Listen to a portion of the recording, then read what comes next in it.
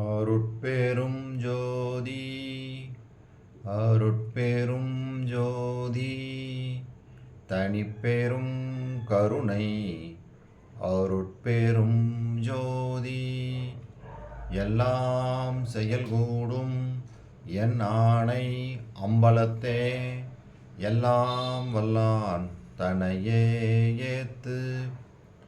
ஓம் ஸ்ரீ ராமலிங்காபயம்.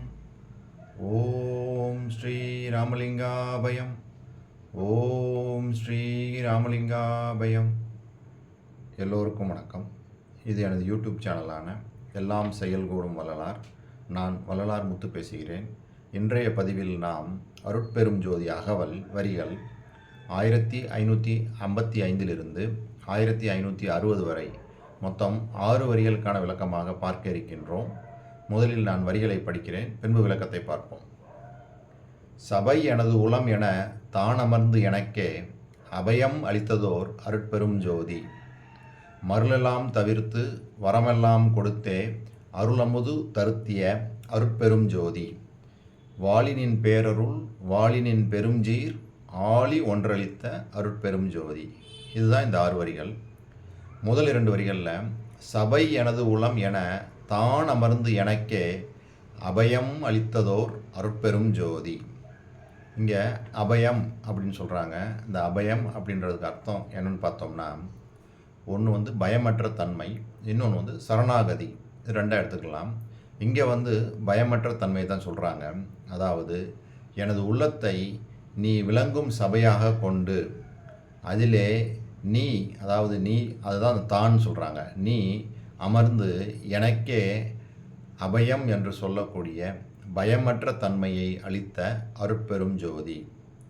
அப்போ அருட்பெரும் ஜோதி ஆண்டவர் வள்ளல் பெருமானுக்கு பயமற்ற தன்மையை கொடுத்தார் அப்படின்னு சொல்லி தெளிவாக சொல்கிறாங்க. இதுக்கு சான்றா வள்ளல் பெருமான் நம்ம இதுக்கு முன்னாடி அகவலில் பார்த்த வரிகள் 287 288 என்ன பார்த்தோம் அப்படின்னா,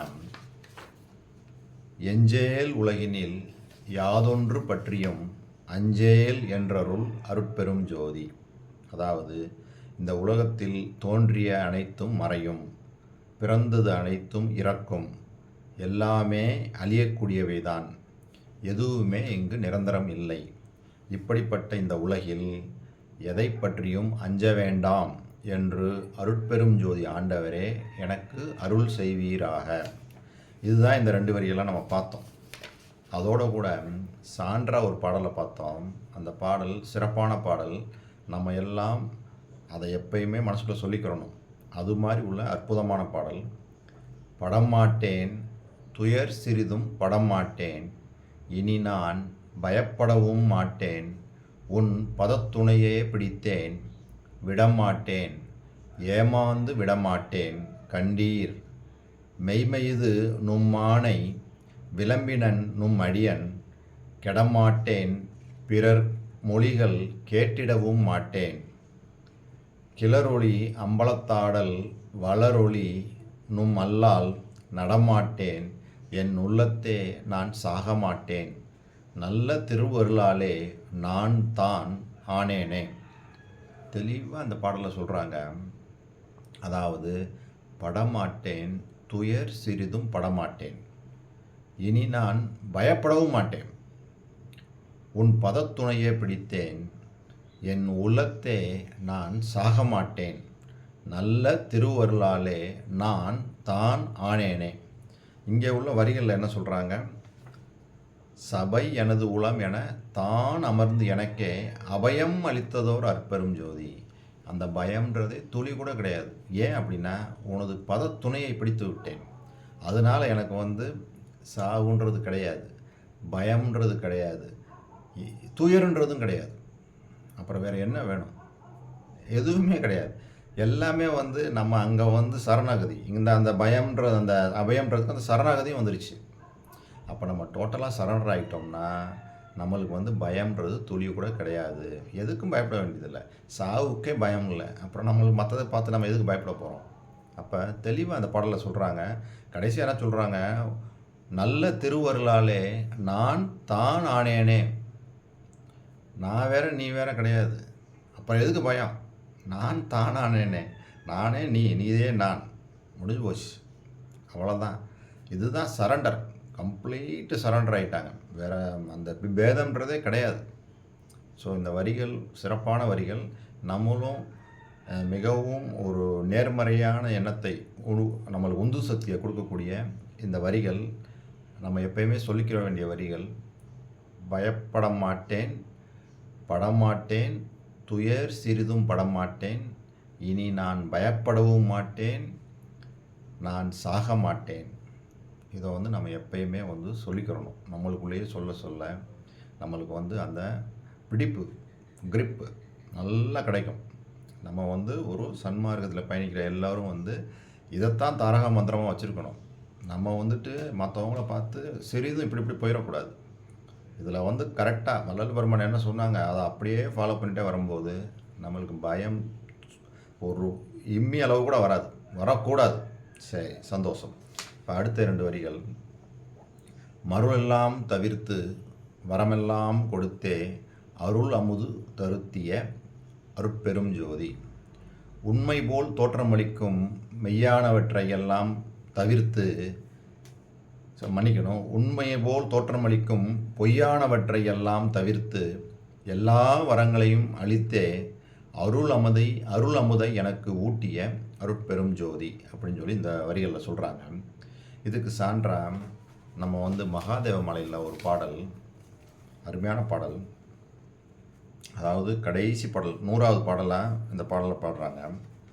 அருளுடைய பரம்பொருளே மன்றிலாடும் ஆனந்த பெருவாழ்வே, அன்புளோர்தம் தெருளுடைய உளம் முழுதும் கோயில் கொண்ட சிவமே, மெய் அறிவுருவாம் தெய்வமே, இம் மருளுடைய மனப்பேதை நாயினேன் செய் வன்பிழையை சிறிதேனும் மதித்தியாயில் இருளுடைய பவக்கடல் விட்டேரேன், என்னை ஏற்றுவதற்கு எண்ணுக என் இன்ப தேவே.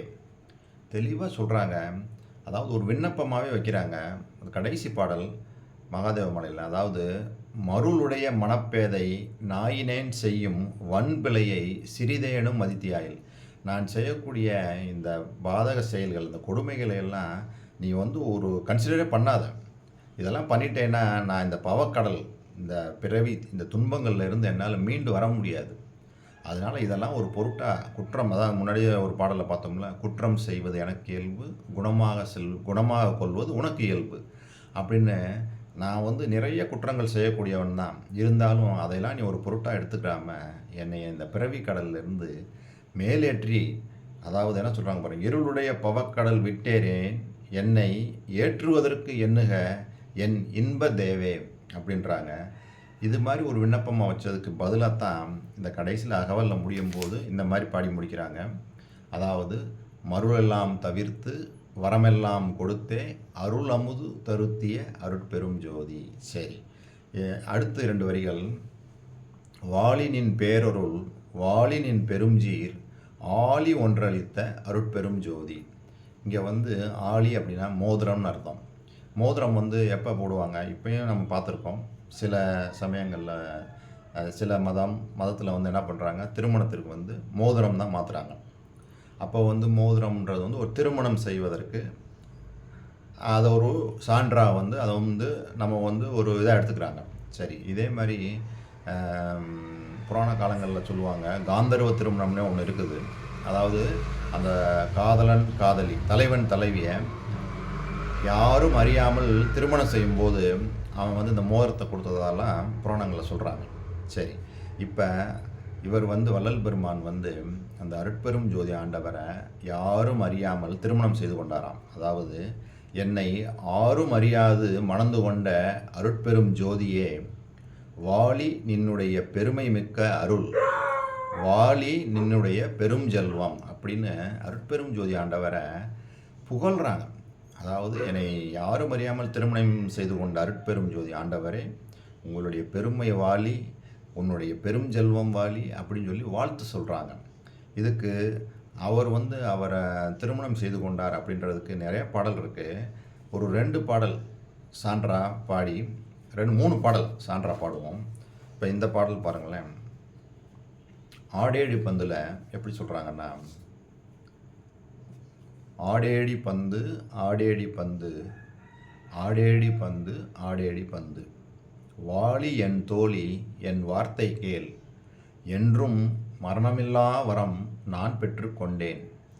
சூழியர் செஞ்சுடர் தோற்றுரு கீழ்ப்பால் தூய்திசை நோக்கினேன். சீர்த்திகள் சித்தி ஊழிதோரூழி நின்று ஆடுவன் நீயும் உன்னுதுயேல் இங்கு மன்னருள் ஆணை.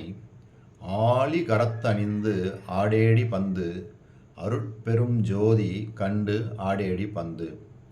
ஆழி கரத்து அணிந்து ஆடேடி பந்து இங்கே சொல்கிறாங்களா. இன்னொரு இது வந்து பெருவழக்கு. அதில் அந்த தலைப்பின் கீழ் என்ன சொல்கிறாங்கன்னா, இவர்க்கும் எனக்கும் பெரு வழக்கு இருக்கின்றது, அது என்றும் தீரா வழக்கு காணடி. எவர்க்கும் பெரியவர் பொன்னம்பலத்தே நடமிட்டார், எனக்கு மாலையிட்டார் இதோ வந்தார். பாருங்கள் என்ன சொல்கிறார் பாருங்கள். எவர்க்கும் பெரியவர் பொன்னம்பலத்தே நடமிட்டார், எனக்கு மாலையிட்டார் இதோ வந்தார். அன்று இதோ வருகின்றேன் என்று போனவர் அங்கே யார் செய்த தடையாலோ இருந்தார்.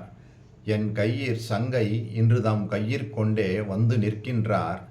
இங்கே இந்த கதவை மூடு, இவர் போவது இனி எங்கே? அவரவர் உலகத்தே அறிந்தவர் தூற்றப்பட்டேன். அன்று போனவர் இன்று வந்து நிற்கின்றார் கெட்டேன். இவர் சூதை அறியாதே முன்னம் ஏமாந்து விட்டேன்.